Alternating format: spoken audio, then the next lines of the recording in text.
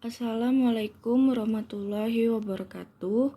Perkenalkan, nama saya Suci Wulandari, NPM 1908260103.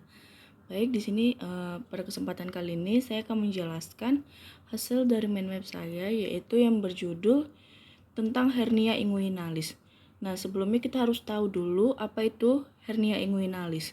Nah, jadi hernia inguinalis yaitu kondisi medis yang dimana ada protrusi atau penonjolan jaringan seperti usus atau lemak melalui celah ataupun kelemahan di dinding perut bagian bawah, khususnya di area pada kanal inguinalis.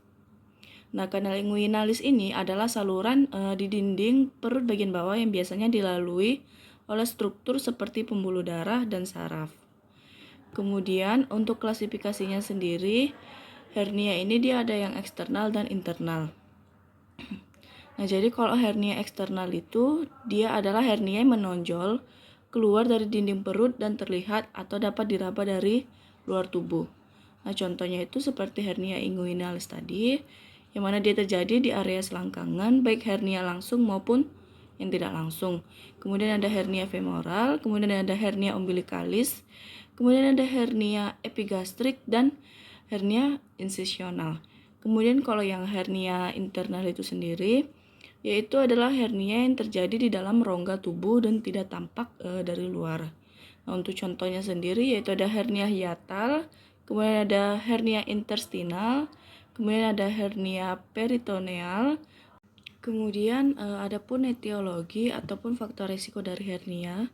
Yang pertama untuk untuk etiologinya itu sendiri yaitu dia berperan penting. Penyebab yang berperan penting adalah pembentukan dari pintu masuk hernia pada anulus internus yang cukup lebar sehingga dia dapat dilalui oleh kantung hernia dan isi hernia.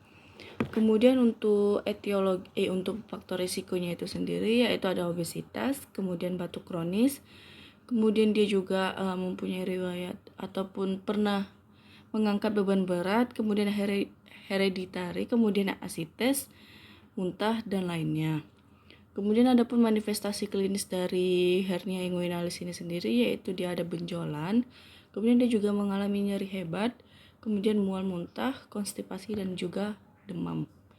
Nah, untuk patofisiologi dari hernia inguinalis ini sendiri yaitu terjadi karena adanya peningkatan tekanan intra-abdomen yang meninggi secara kronik akibat dari berbagai sebab yang akan mencakup pengejanan, sehingga bisa mengakibatkan terjadinya hernia inguinalis. Kemudian untuk diagnosis banding dari hernia inguinalis sendiri itu ada femoral hernia atau hernia femoral, kemudian ada abses inguinal dan hidrokokel. Selanjutnya saya akan menjelaskan tentang cara mendiagnosa ataupun cara mendiagnosis pada hernia inguinalis.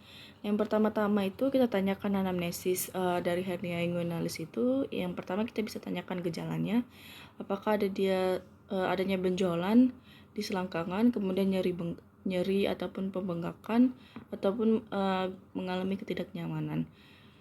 Kemudian untuk pemeriksaan fisik kita dapat melakukan inspeksi, yaitu kita lihat apakah adanya benjolan ataupun pembengkakan di area selangkangan.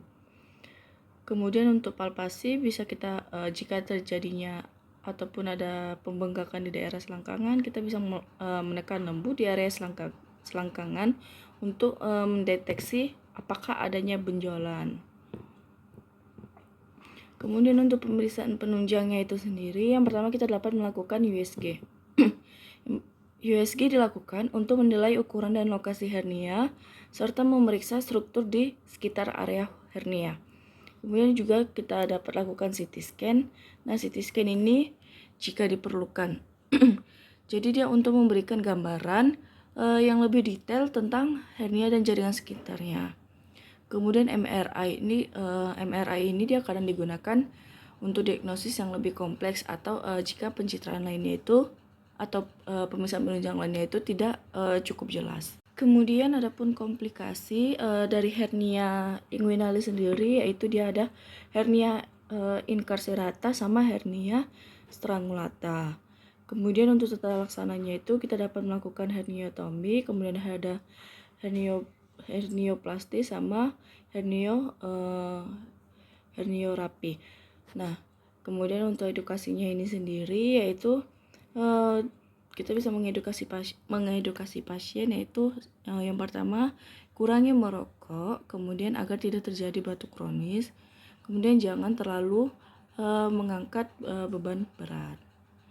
Mungkin itu saja yang bisa saya sampaikan. Lebih kurangnya saya mohon maaf. Wabillahi taufiq wal hidayah. Assalamualaikum warahmatullahi wabarakatuh. Terima kasih.